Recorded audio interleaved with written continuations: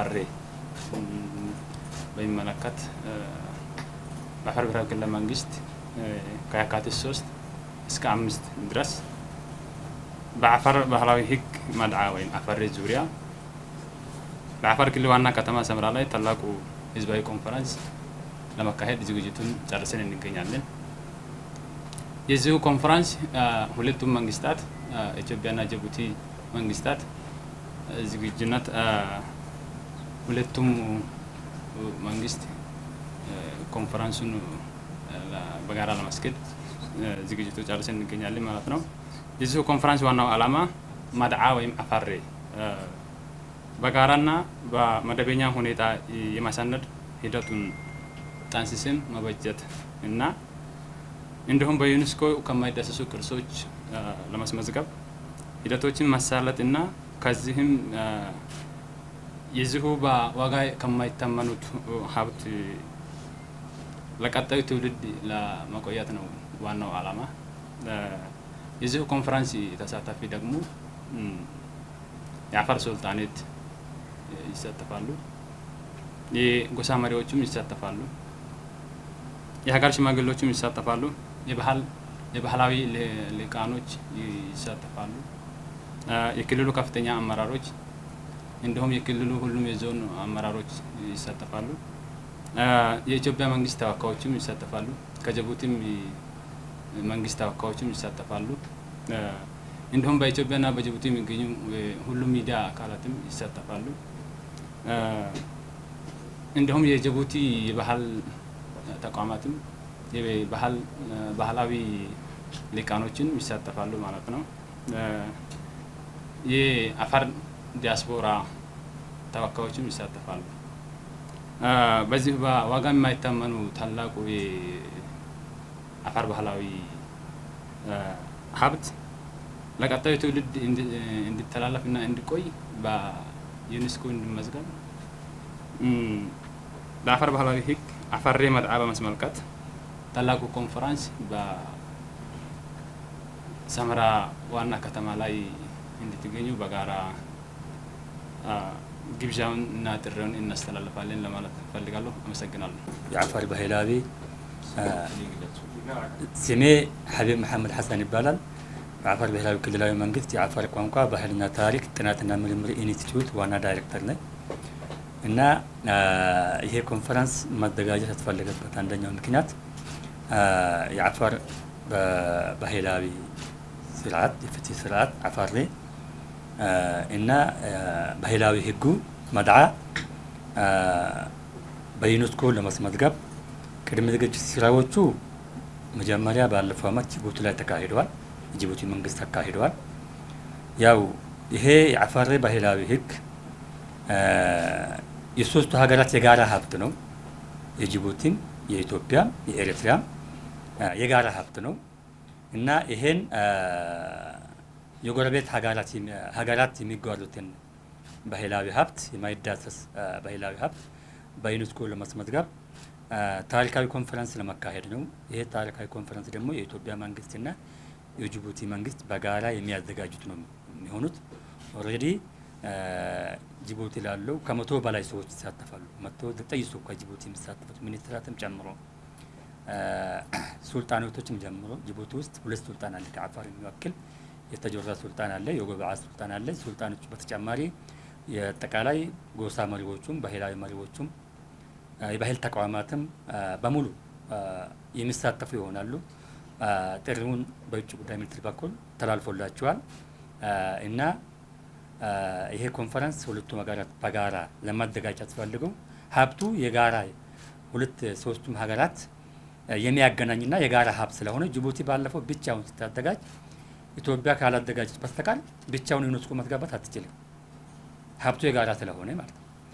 ያ ስለሆነ አሁን የኢትዮጵያ መንግስት እና የክልሉ መንግስት ያንን ደመቅ ባለ መልኩ ሁኔታ ምክንያቱም የአፋር በአጠቃላይ 90% የሚገኘው ኢትዮጵያ ውስጥ በመሆኑ ይሄን ሀብት ባህላዊ ሀብት ታላቅ ኮንፈረንስ በመካሄድ የአፋር ሱልጣን አሜሪካ ማላሁን እሱም ይመጣል። አጠቃላይ ያሉ የፌደራል ተቋማትም የክልል ተቋማትም ጅቡቲ ያሉን ጅቡቲ ተቋማትም በጋራ የሚሳተፉበት ታላቅ ህዝባዊ ኮንፈረንስ ነው።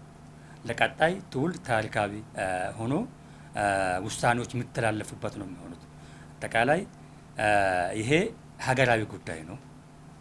ምክንያቱም ቀጠናዊም ጭምር ነው፣ ከሀገራም አልፎ ማለት ነው። ቀጠናዊ ጭምር ስለሆነ በዩኔስኮ ላይ የመመዝገብ እድሉ በጣም ከፍተኛ ነው። ምክንያቱም ሶስቱም ሀገራት የሚያገናኝ የቀጠናዊ ሀብት በመሆኑ እሱንም የጋራ አርገን ውሳኔ አርገን አስወስነን ለማስመዝገብ የሚያስፈልጉ በመሆኑና ይሄኛው ለየት አርገን ለመካሄድ የታሰበው መላውን ጅቡቲ ያሉ የአፋር ሱልጣኔቶቹና ባህላዊ መሪዎቹም እዚህ ያሉትም የአፋር ሱልጣኔቶቹም ባህላዊ መሪዎቹም አጠቃላይ ያሉ ጎሳ መሪዎቹም ከ300 በላይ ባህላዊ መሪዎቹም ይሳተፋሉ ማለት በዚህ ኮንፈረንስ ከ300 በላይ ተሳታፊዎች የሚሳተፉበት ነው የሚሆኑትና ውጭ ሀገር የሚደውት ከጅቡቲ ጭምር የሚመጡበት ነው ያሉትና ሚኒስትራትን በሁለቱም በኩል የሚሳተፉበት ነው የሚሆኑና ለየት ባለ መልኩ ይካሄዳል።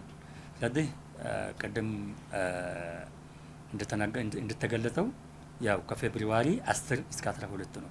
በኢትዮጵያ ደግሞ ከየካቲት 3 እስከ 5 በኢትዮጵያ ከየካቲት 3 እስከ 5 የሚካሄደው ለሶስት ተከታታይ ቀናት የሚካሄድ ኮንፈረንስ በመሆኑ ይሄኛውን ሁለቱም ሀገራት የሚያስተሳስር ባህላዊ ህግ ነው። መጀመር ጅቡቲም ወንድማማችነትን የሚያረጋግጥ አንድነትን፣ የጋራ ተጠቃሚነትን፣ የጋራ አንድነትን የሚያረጋግጥ ነው። ሀብቱ ተመዘገበ ሲባል ሶስቱም ሀገራት የሚጋሩት ሀብት በመሆኑ የጎረቤትን ቀጠናዊ ትስስሩን የበለጠ የሚያጠናክር ነው የሚሆነው። እንግዳ መቀበልም በዛ ውስጥ ያካተተ ነገር የአፋር ህዝብ በባህላዊ ህጉ ምን አይነት ደንብ አስቀምጧል መሰላችሁ? አንድ እንግዳ ይመጣና ልጁን አስሪቦ ያንኛ እንግዳውን ተቀብሎ ማስተናገድ አለበት። በቃ ሁለት ምርጫ ካለው እንግዳውን ያስቀድማል። ምን ይባላል በአፋር? ካሞት ሜቴሜ ኮከነባ ወዳንተ የመጣ ሰው ካንተ በላይ ነው ይበልጣል ነው የሚባለው። የመጣ እንግዳ ካንተ በላይ ይበልጣል፣ ካንተ ክብር በላይ ነው ወዳንተ የመጣው እንግዳና የመጣውን አስተናግዶ ሴፍቱን ጠብቆ ለመሄድ ህጉ ከለላ አለው ራሱ። ስለዚህ ቀደም እንዳልኩ አንድ ሰው በአፋር ባህላዊ ህግ ላይ አካባቢ ሲመጣ እዛ የአካባቢ ሰው ዋናው መሪ አለ፣ ዳዕር አባ ይባላል። ማንም ቦታ ብትሄድ ማለት ነው የአካባቢው እንትን አለው፣ ገዢ አለ፣ ጎሳ መሪ አለ፣ የአካባቢው መሪ ነው። እዛ ሰው ጋር መቅረብ አለብን። ከዛ በኋላ በሱ ደህንነት ስር ነው የምትገባው። የማንም ተወላጅ ይሁን ማንም ይሁን ምንድነው የሚባለው መሰላችሁ? ዳዕር ተበካሃ መድዓ ዳዕር መታብታን ይባላል። ምንድነው የአንዱ ወረዳ ህግ ሌላ ወረዳ ውስጥ ጣልቃ አይገባም። እዛ ወረዳ አንዱ ወረዳ ጋር ስትገባ ሙሉ ኃላፊነቱ ሪስፖንሲቢሊቲ የዛ ወረዳ መሪ ነው አፋር በቃ። ስለዚህ ከመጣህበት አካባቢ የወከለ ሰው እዛ ወረዳ ውስጥ ያንተ ኃላፊነት ሊወስድ አይችልም። ያንተ ኃላፊነት ኦልሬዲ የሚወስደው ማን ነው? የገባህበት የአካባቢ ሰው ባለስልጣን፣ ባላባት ወይም ጎሳ መሪ ሙሉ በሙሉ ሪስፖንሲቢሊቲ ይወስድልሃል ማለት ነው። ስለዚህ ሴፍቲ ነው። እዛ ውስጥ ለተከሰተው ኃላፊነት በሙሉ እዛ ያለው የጎሳ መሪ ተጠያቂነት ሪስፖንሲቢሊቲ ይወስዳል። ለዛ ነው መጀመሪያ አካባቢ የገባ ሰው እሱ ጋር መግባት አለበት፣ ገብቻለሁ ብሎ ማስታወቅ አለበት። ልክ አሁን እንደ ዲፕሎማቲ ሪፖርት እንደማስታወቅ እንዳለበት ካስታወቀ በኋላ ኃላፊነቱ ይሄ ሰው ነው የሚወስደው እና መግባትም አይቻልም። ስለዚህ የአካባቢ ሴፍቲው በባህላዊ ህግ ውስጥ የተቀመጠ ነው። አፋር ብቻ ማለት ነው፣ ቀድሞ እንዳልኩ ሌላ እንግዳ ብቻ ማለት ነው። አፋር ራሱ ከአንድ አካባቢ ወደ ሌላ አካባቢ ሲሄድ የደረሰበት አካባቢ ሰው ነው የእሱን ኃላፊነት የሚወስደው እንጂ የተነሳበት አካባቢ የእሱ ምንጩ የእሱን ኃላፊነት አይወስድም። ስለዚህ እዛ ሲደርስ እዛ ያለውን አካባቢ ሰው ኢንፎርም አድርጎ መጥቻለሁ ካለ ሴፍቲ የእሱ ነው ማለት ነው፣ የእሱ ኃላፊነት ነው እና የመጣውን ሰው ኃላፊነት ወስዶ በሰላም የማስተላለፍና የመጠበቅ ህጉ ውስጥ የተቀመጠ ነገር ነውና ይህን ያቀፈ ነው ለማለት ፈልጌ ነው።